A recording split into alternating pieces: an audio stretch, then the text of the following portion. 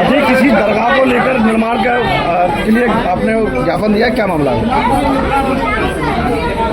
देखिए, भारतीय जनता पार्टी माननीय मोदी जी और योगी जी के नेतृत्व में सबका साथ और सबके विकास के लिए काम कर रही है। अलीगढ़ वासियों के लिए सौभाग्य की बात है कि अलीगढ़ के अंदर विकास कार्य स्मार्ट सिटी के अंदर हो रहे हैं।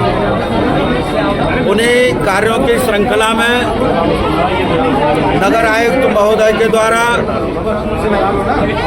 जो वेंडिंग जोन बनाई गई हैं, वहाँ पर जो हमारे रेहड़ी पटरी वाले हमारे जो रेहड़ी पटरी का के माध्यम से अपना जीवन यापन करते हैं, उनको तय स्थान पर दुकान लगाने के लिए स्थान दिया गया है। लेकिन उसके बावजूद कुछ लोग अनाधिकृत रूप से रोडों के ऊपर कब्जा किए हुए हैं और उन कब्जेदारों को समाजवादी पार्टी के गुंडे संरक्षण देते हैं।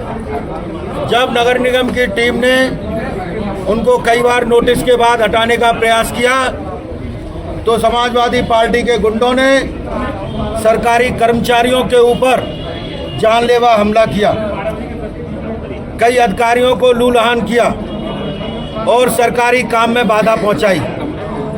ऐसे सभी लोग जो अलीगढ़ का विकास नहीं चाहते, मोदी योगी जी के द्वारा चलाई जा रही योजनाओं को रोकने का प्रयास करते हैं। हमारा नगर आयुक्त जी को हम सभी लोग संदेश देने के लिए आए हुए हैं कि विकास कार्य जो वो चला रहे हैं उसमें हमारा सभी का सहयोग है, क्योंकि भारतीय जनता पार्टी ने रेहड़ी पटरी वालों के लिए न केवल वेंडिंग जोन दी है, बल्कि उनको 10,000, 20,000, 50,000 और 1 लाख तक का लोन देके उनको स्थापित करने का कार्य किया है।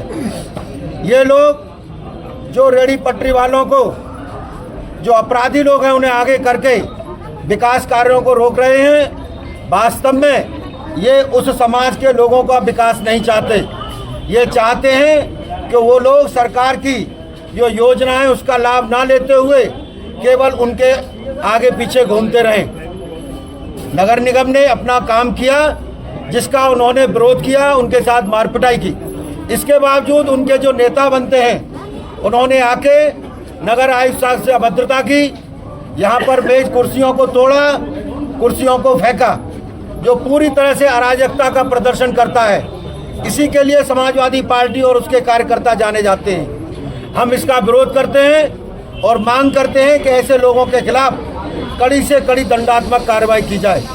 उसी को कहने के लिए आज सभी भारतीय जनता पार्टी के कार्यकर्ता, माननीय पार्षद और सभी पदाधिकारी आज नगर निगम में उपस्थित हुए हैं। कार्रवाई नहीं होती है, क्या करेंगे आगे? कार्रवाई जरूर होगी।